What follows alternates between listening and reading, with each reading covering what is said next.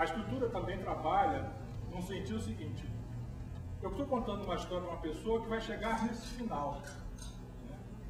Os filmes geralmente são trajetórias, como uma viagem, de uma pessoa que sai de um ponto para chegar neste destino.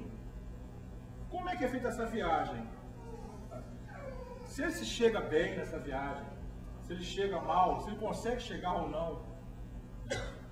Pensar um filme ou uma narrativa como uma viagem de um ponto a outro, né, nos ajuda a pensar justamente isso.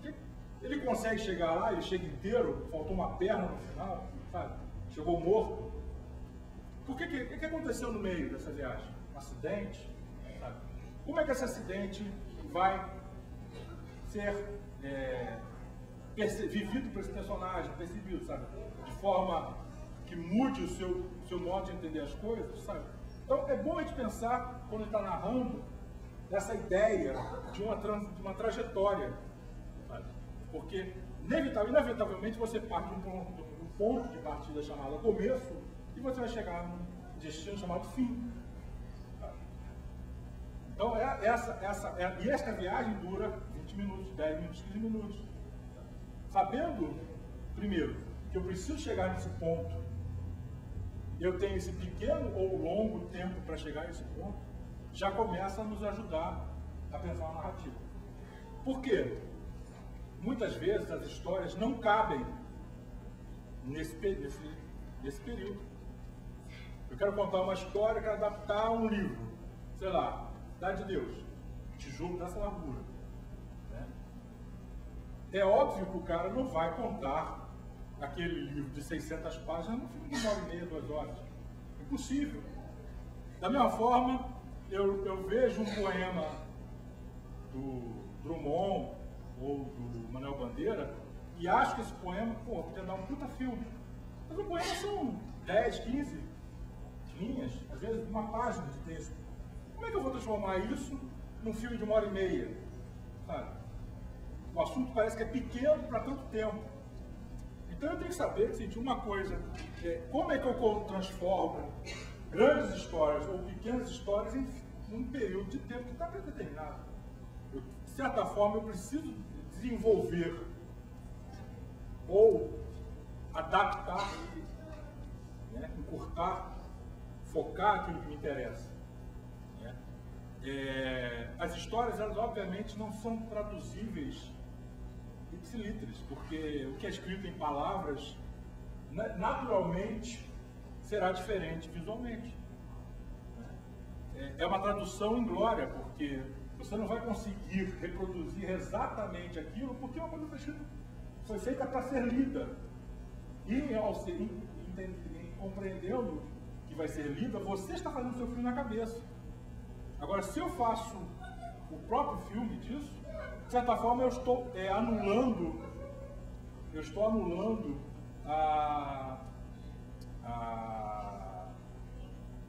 os filmes que foram feitos mentalmente por milhares de pessoas.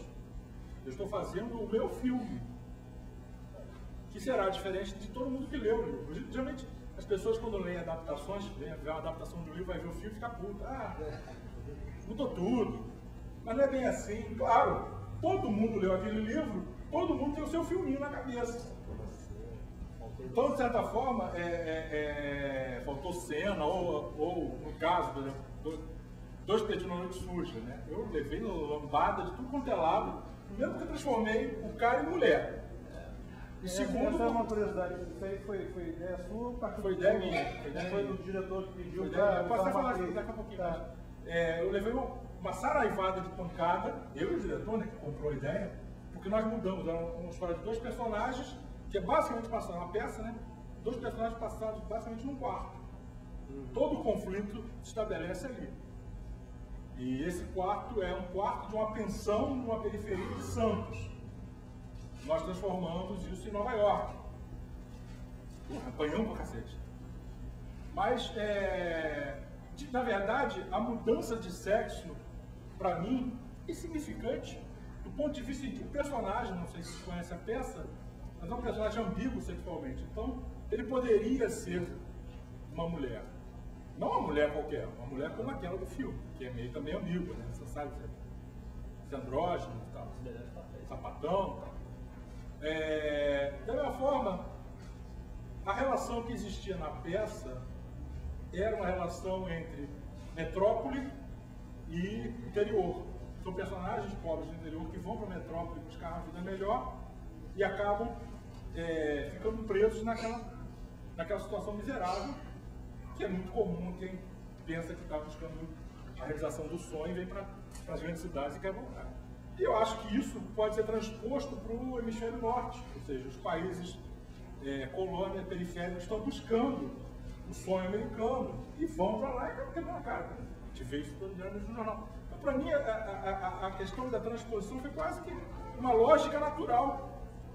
E no caso da mulher, me parece assim, uma certa tacanhez. Eu já vi Shakespeare, Hamlet, feito por menina. O personagem. Aliás, o Shakespeare, né, não usava mulheres no elenco. Todo o elenco era feito de homens. Então os homens faziam o papel de mulher. Ninguém achava isso esquisito. Era normal. Você vai ao teatro, é muito normal você ver um gordo fazendo o papel de magro, um magro fazendo o papel de gordo, sabe? Não existe essa verossimilhança que o cinema quer ter. Por que o personagem não pode ser feito de uma mulher? Sabe? Me parecia uma questão tão comezinha e de certa forma, assim, já tinha sido feito essa peça, a peça do Plínio Marcos já tinha sido feito em cinema, mais centrada no texto do Plínio Marcos. Essa peça é uma peça muito encenada, e já tinham feito versões que a versão mais próxima disso seria, existe um conflito sexual inerente naquele duelo entre os dois caras. Então a versão mais natural da peça seria que você não era gay. Existia uma tensão sexual entre os dois personagens. Só que isso já tinha sido feito para o teatro, aliás, quase todas as peças, quase todas as adaptações do Dois Perdidos recentes apostam na homossexualidade como um fator conflitante. Então eu falei, gente, nós vamos chover no molhado, o que tu não está fazendo, vamos fazer diferente. A única coisa que tem diferente nessa peça é fazer uma mulher fazendo um personagem. Então também me pareceu uma coisa meio lógica. Então, de certa forma, não há nenhuma traição tão forte nessa adaptação. Aparentemente parece que é uma mudança radical, mas no fundo, se você for analisar bem matematicamente, não existe nada de transgressão nisso, existe quase que seguir uma linha natural de interpretação. E às vezes, esse é o problema das adaptações. Sabe? As pessoas ficam buscando, batendo cabeça numa forma de transformar aquilo e se perdem. Por exemplo, teatro, mais comum. O teatro é tudo passado num ambiente físico só. Então o roteirista inexperiente vai, pega, pulveriza ação em vários cenários. Aí você vai ver o filme e fala, pô, que chato. Mas eu mudei tudo, sabe? Onde era só a casa do cara, eu transformei em rua, transformei em praia. Sim, mas você não mudou o essencial, que é o quê? A natureza do teatro é a palavra conduzir o filme, conduzir a ação.